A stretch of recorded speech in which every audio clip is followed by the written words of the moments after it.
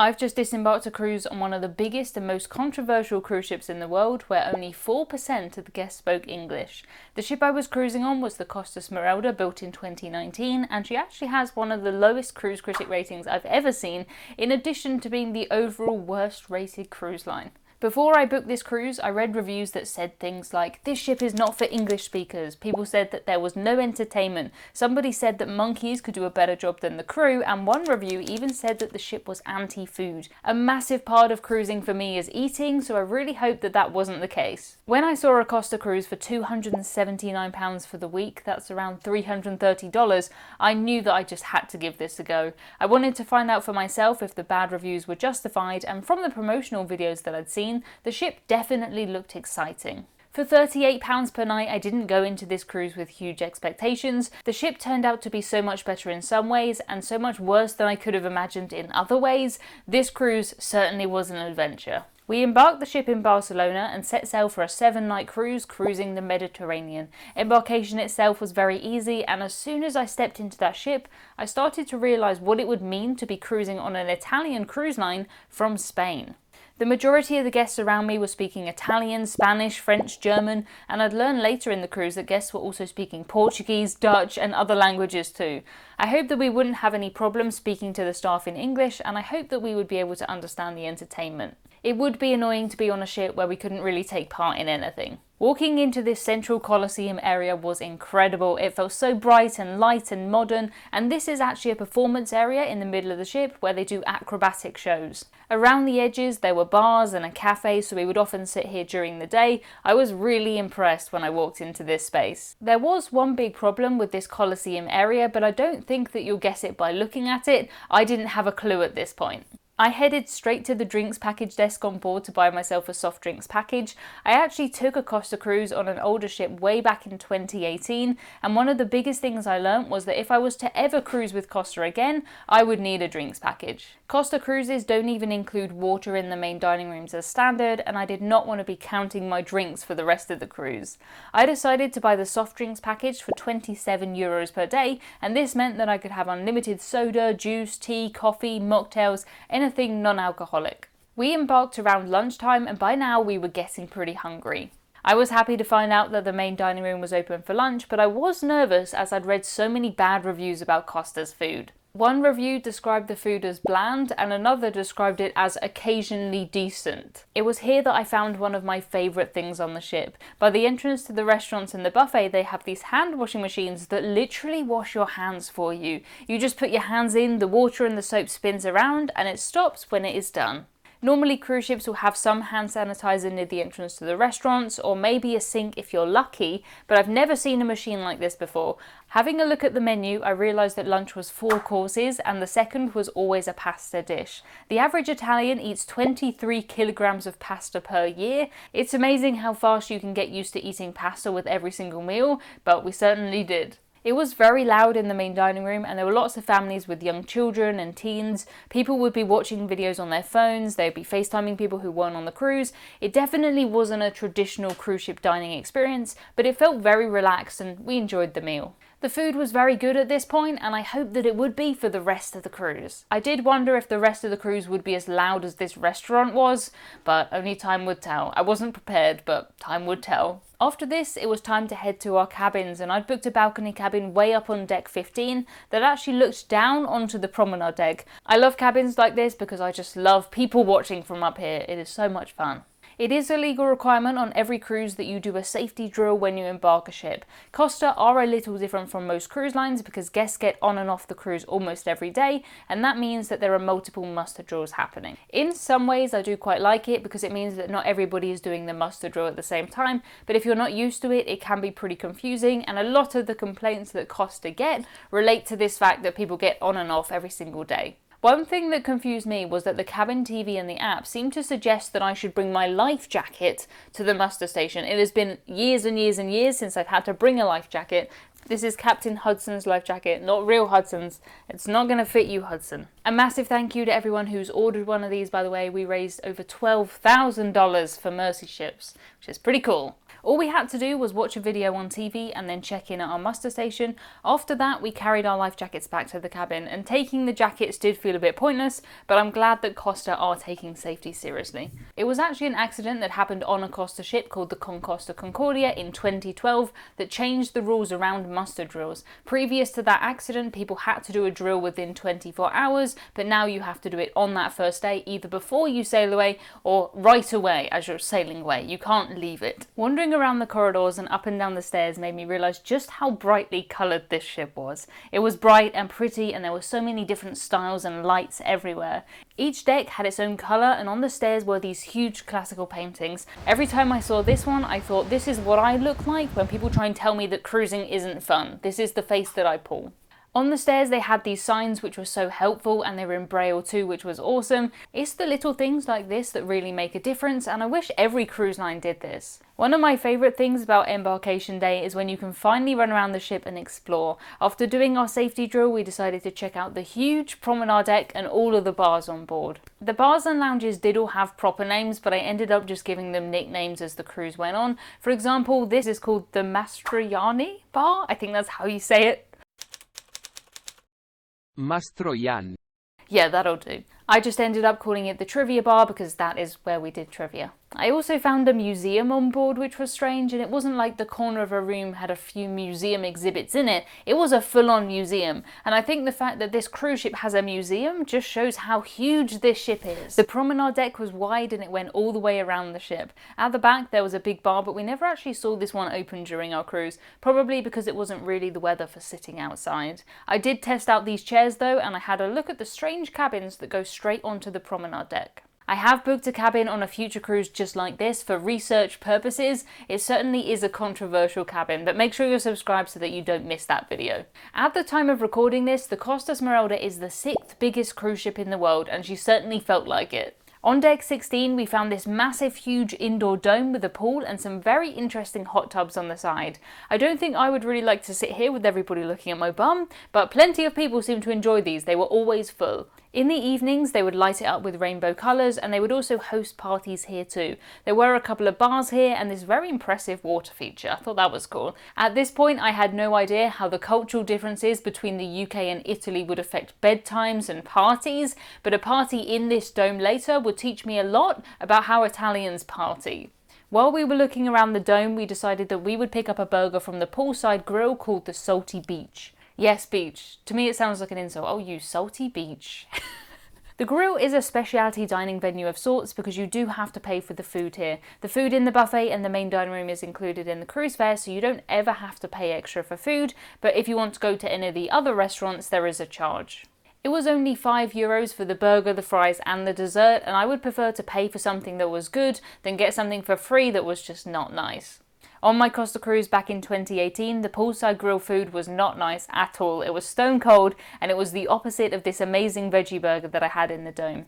There were loads of seats on the side, and I loved everything about this area. It was comfortable, usually quite quiet, which is surprising considering it's so close to the pool, and the views were amazing. I have read a lot of the Costa Cruises complaints, and one of the biggest complaints is that food like this isn't included in the cruise fare, but for the price that I paid for this cruise, I'm surprised that there was any food included at all. Any food I was treating as a bonus. We ended the evening in a jazz bar watching the Amy Winehouse tribute act, who was great, and the service in the bars was always very good.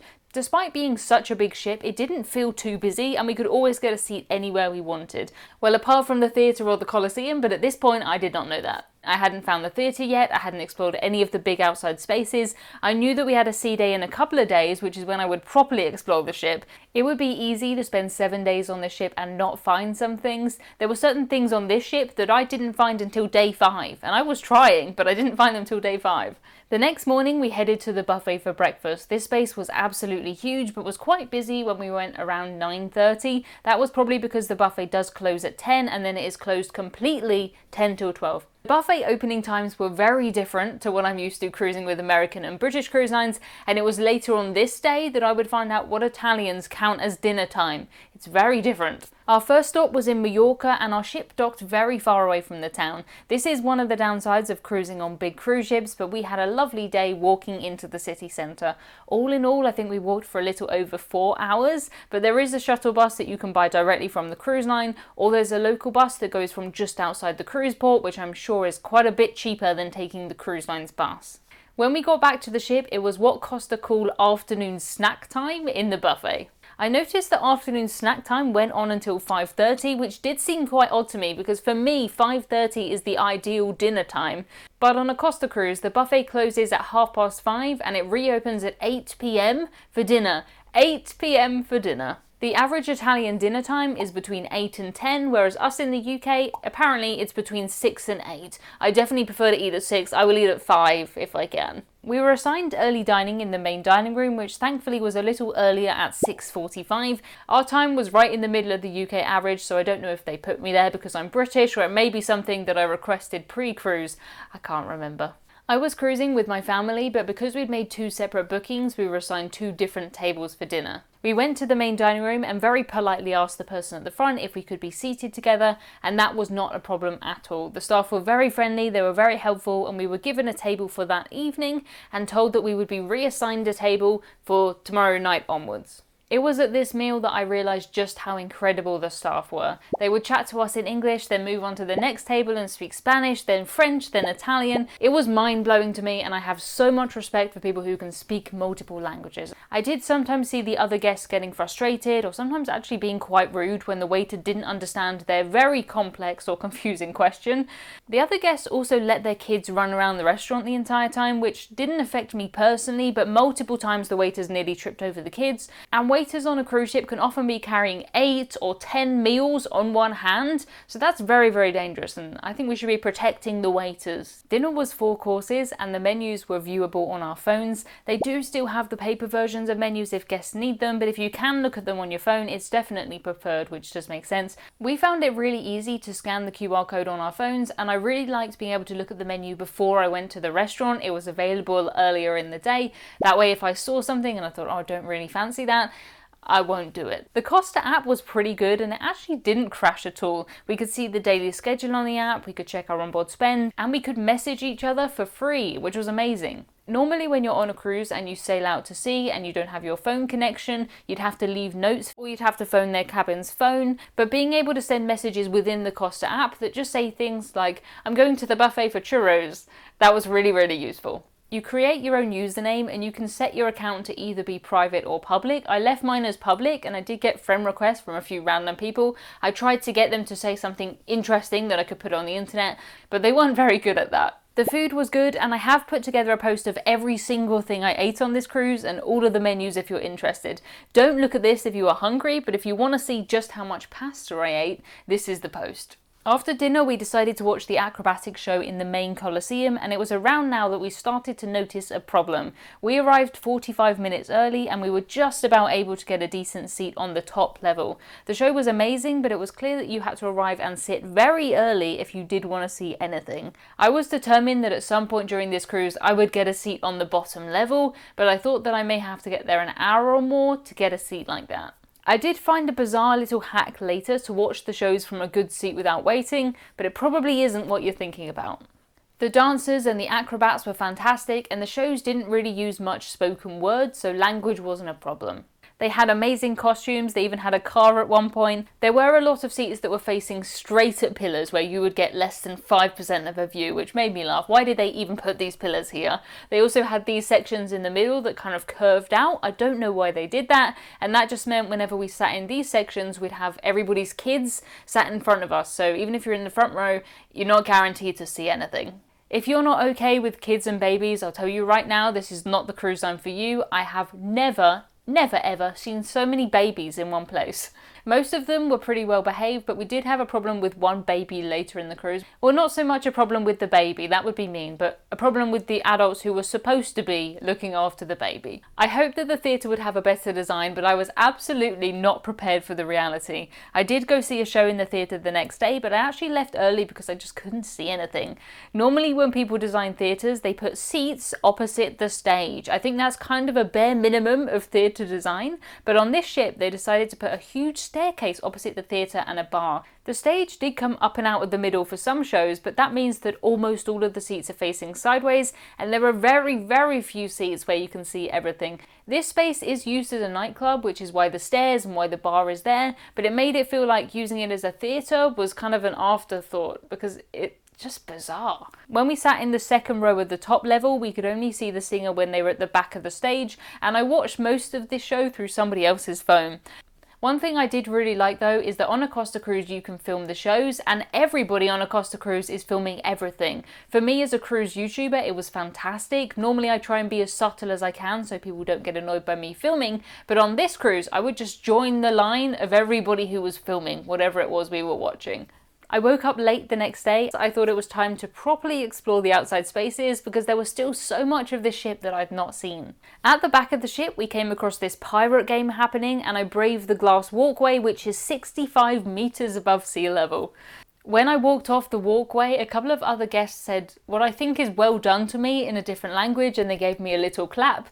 It is amazing how much you can communicate with people when you don't speak the same language. Everyone kind of assumed that no one else would understand them, so you'd use a lot of sign language and stuff.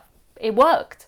On the top, there's also this other amazing skywalk where you can look down at the sports court and the slides. I loved everything about the outside spaces, and wandering around it felt as though it just went on forever and ever. When you're inside this kind of ship, you sort of forget about the scale, but when you're on the top deck, you realise how huge this ship is. The daily schedule was actually pretty busy with games and live music and trivia, and we were given an English version of the schedule in our cabin every day. The music was almost always in English, and you could definitely attend every event speaking only English. Being an English speaker only, sometimes it was a bit tricky to take part in trivia. Some trivias were much easier than others. Sometimes they would be, name this person, name this song. Those ones we could all kind of do regardless of language, but sometimes they would have a really long wordy question, and the poor person doing it would have to read it out in about 6 different languages. Again, very impressed with the crew. You would expect on such a big cruise ship where the cruise fare was so low that there would be minimal staff, but that was not the case at all. The crew were always so friendly, and we chatted to more crew on this cruise than we normally would. I think some of them liked the fact that we spoke English and they were kind of practicing their English with us. But I've been on cruises that cost double or triple the price where the service was much worse than it was on this Costa cruise. It really was good and it took me by surprise. Costa seemed to have quite a good system set up where one person would take the order and someone else would make the order and bring the drink. Everything was kind of put into a tablet, so there was no delay there. With the drinks, they would often bring snacks and nuts too, but of course I did have to pick out these green bits. I do not like them. Don't worry though, I didn't put these back. We would often hear the crew talking to each other in English, and it felt like English was kind of the go-to language if 2 groups of guests didn't speak the same language. We did experience this in a funny way when we visited Marseille later in the cruise, where a group of French guests pushed in front of a group of Italian guests. I'm not going to repeat what one group said to the other, but they said it in English so that everybody knew just how annoyed they were. In Marseille, there is a free shuttle bus that takes cruise guests into the city centre from just outside the port. Costa charged €19 for the shuttle bus per person, so there's a massive saving to be had there if you can walk outside the port and you don't mind waiting. Of course, the free shuttle bus can be very busy, and this is why people were pushing and shoving, but for me it was absolutely worth it to save the money. On a Costa cruise, Peppa Pig speaks Italian, which was fun, and we bumped into Peppa Pig a couple of times without really trying to. The kids seemed like they were really having a fantastic time, and Costa quite often do kids sail for free promotions, so as long as you have adults sailing in the cabin, the kids go for free. And Costa actually count a child as being up to age 17, which is fantastic. Some cruise lines, once you're 13, you're an adult. Some cruise lines, once you're 10, you're counted as an adult, but on Costa, if you're 17, you're still a child, which makes sense. It was around now that I received a call in my cabin. It was from our English-speaking representative Shannon inviting us to the loyalty show in the theatre. This was only my 2nd cruise with Costa, but that was enough to get into the loyalty club, and being a member of that club gave me discounts on so many things across the ship. I usually say that cruise line loyalty is pretty pointless, but Costa have a really good system there. I saved 50% when I bought some postcards in the gift shop, and I saved more money when I bought a specialty pizza later in the cruise. Having an English-speaking representative on board was so helpful, and Shannon was fantastic. At any point we could go and ask her questions, we could phone her, and she was always there for us. She was always around the ship checking with the English speakers that our cruise was going well. Our flight home from this cruise wasn't until the evening, but Shannon told us that we could stay on the ship until 4 p.m, which is absolutely amazing. On most cruises you have to be off the ship at 10 a.m, 11 a.m if you're lucky, but 4 p.m, that's incredible. That is another one of the benefits of the fact that Costa have guests getting on and off every day. There weren't loads of us getting off in Barcelona, so having us hanging around the ship for the day, not such a big deal. At the loyalty show, they awarded prizes to some guests, and we had a musical performance by pianist and singer Matthew Lee, who was great. There was actually one person who got a prize who had taken 175 cruises with Costa. 175 cruises, not 175 nights, 175 cruises with Costa. As soon as the show finished, we rushed to our cabin to get changed for dinner. It was here that I found a note saying what my new table was. It was formal night, so I did put on a dress, but Costa's dress codes are very, very relaxed. It's more of a suggestion than a dress code, and you will see people wearing the weirdest and the most wonderful things, even on formal night. There are no daytime dress codes at all, and the only thing is that guests have to wear shoes and a t-shirt when visiting the buffet. It doesn't actually say that guests need to wear shorts or trousers, but I would hope that that one is a given. At this point, I hadn't seen much in the way of parties that Costa Cruises are famous for, and that's because I definitely could not be described as a night owl, and most of the parties started at midnight or well after I'd gone to bed anyway. I was determined that at some point during this cruise though, I would go to a proper Costa party. We visited Palermo in Italy, and Palermo is one of those places where you do really have to be determined when you leave the ship. In the port area, we were asked if we wanted a taxi at least 15 times, and we were also asked if we wanted to do bus tours, train tours, even tours by horse. I do find it odd that they bother asking me if I want a taxi when I've already said no to 13 identical taxis, but they are persistent, I'll give them that. I just keep my head down, politely say no thank you, and keep walking. We also visited Civitavecchia, which is the port for Rome. It is a long way from Rome, so we decided to stay in the port. It has taken me years and years on this channel to be able to say the word Civitavecchia. Here is me 5 years ago trying to say it. Civitavecchia. One complaint I see about Costa a lot is that they don't have any included pizza in the cruise fare, but they did have these little pizzas at afternoon snack time, and if you order a few of those, that's the same as getting a full-size pizza, they're just bite-size. They also had churros at afternoon tea time, which was amazing, and we had those most days. The buffet is all served by the crew, it is not self-service, and I can't imagine how many languages they have to learn the names for the food in. You must have to know what a bread roll is called in 10 different languages, and even if you know what it's called in England, we call this like 6 or 7 different things, so very confusing. They didn't have table service in the buffet, but they did have sections on both sides where you could get a drink. We just showed the person working there our cruise cards and they would pour one for us. Usually it was a Coke Zero because although the ship is a Pepsi ship, they have Coke and Pepsi and you never know which one you're gonna get. It was around now that I discovered a hack of sorts for the Coliseum. During the day they actually used this space to rehearse, and because it was just a rehearsal we could wander up and always get a great seat. We saw a lot of shows like this, and although it was a bit weird seeing people kind of half in costume and half in their regular clothes, I loved it. At this point I was still determined though that I would see a real show from the bottom level, and I did manage it. Later in the video I'll tell you how long I waited for that and whether it was worth the numb bum. We did try and watch The Voice in the Coliseum one night, but we arrived about 30 minutes before showtime and there was no way that we could see the judges and the singers. We ended up moving to the edges and just watching the show on the TV screens because they do broadcast the shows to TVs all around the ship and also into the cabins. It wasn't as good, of course, but it was better than nothing. I knew that there was still a lot of the ship that I hadn't seen, and I wanted to find the specialty pizza restaurant.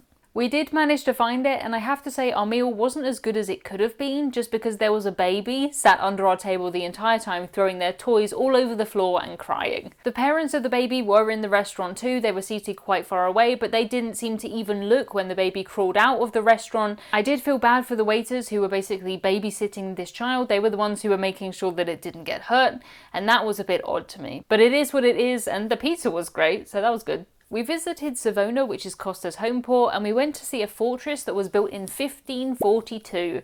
The fortress was actually used as a prison, and we wandered back by the beach and through the town, which was lovely. In the evening, I arrived in the Coliseum 1 hour early for the show, and I was able to get a seat in the second row on the bottom level. We were actually able to move to the front row because the people who had reserved those, they're reserved for people with highest loyalty status, but they didn't show up. So when they removed that rope, we ran round and we did get a seat in the front row for a proper show.